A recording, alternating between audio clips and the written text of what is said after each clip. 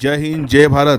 1990 ते 2000च्या दशकातला नामांकित पैलवान, कुस्तीतलं वादळ, शासकीय कुस्ती केंद्र कसबा बावडा तसंच शाहूपुरी तालीम कोल्हापूर या ठिकाणी सराव करणारा हा जातिवंत पैलवान अमृत मामा भोसले, सलग 10 वेळा महाराष्ट्र केसरीसाठी स्पर्धेला जाणारा, तसेच नॅशनल स्पर्धेमध्ये सहभागी होणारा आणि पदक मिळवणारा हा जातिवंत पैलवान.